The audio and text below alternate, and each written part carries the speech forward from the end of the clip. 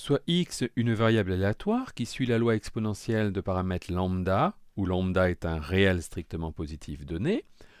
On rappelle que la densité de probabilité de cette loi est la fonction f, définie ci-dessous. On vous demande, dans un premier temps, de démontrer que la probabilité que x soit compris entre c et d vérifie la relation suivante. Puis on vous demande de déterminer une valeur de lambda, de telle sorte que la probabilité que x soit strictement supérieur à 20 soit égale à 0,05. Et enfin, on vous demande de donner l'espérance de la variable aléatoire x. X suit une loi exponentielle. Rappelons quelques propriétés de cette loi. Si x suit une loi exponentielle de paramètres lambda, alors la probabilité que x soit comprise entre a et b, deux réels positifs, se calcule en déterminant l'intégrale de la fonction lambda e de moins lambda t entre a et b. On reconnaît dans l'intégrale une fonction du type u' fois e de u, d'où la primitive. Il s'agit donc de redémontrer une formule du cours. Commençons par poser les conditions sur C et D, c'est-à-dire deux réels positifs tels que C est plus petit que D. Soit C et D deux réels, ainsi. Alors, on a probabilité que x soit compris entre C et D. On explicite la probabilité en utilisant la fonction densité de probabilité à l'aide d'une intégrale pour x compris entre c et d, comme ceci. On remplace f de x par son expression donnée dans l'énoncé, et on reconnaît dans l'intégrale une expression du type u' fois e de u que l'on intègre. On remplace à présent x par d, puis par c. Après simplification, on obtient l'expression demandée.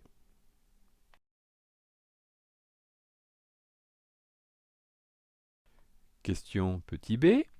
D'après l'énoncé, on sait que p de x strictement supérieur à 20 est égal à 0,05. Donc, dans un premier temps, déterminons la probabilité que x soit supérieur à 20. On passe par l'événement contraire. Rappel de cours, soit m un événement, on note alors m bar l'événement contraire. Et on a la relation suivante, p de m plus p de m bar égale 1. Le contraire de x supérieur à 20 est x inférieur à 20. Or, pour une loi exponentielle, la variable est forcément positive. Donc, x inférieur à 20 équivaut à x compris entre 0 et 20. Il est possible d'appliquer la formule démontrée à la question petit a.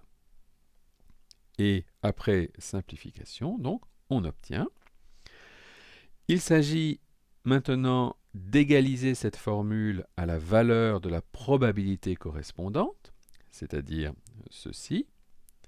Pour isoler lambda, on compose de part et d'autre par une fonction logarithme népérien. En effet, rappel de cours, la fonction logarithme et la fonction exponentielle sont des fonctions réciproques, donc elles se simplifient mutuellement. Ainsi, on obtient moins 20 que multiplié lambda est égal à ln de 0,05. On divise de chaque côté de l'égalité par moins 20, et la calculatrice nous permet d'obtenir une valeur approchée de lambda qui est à peu près égale à 0,150 à 10 puissance moins 3 près.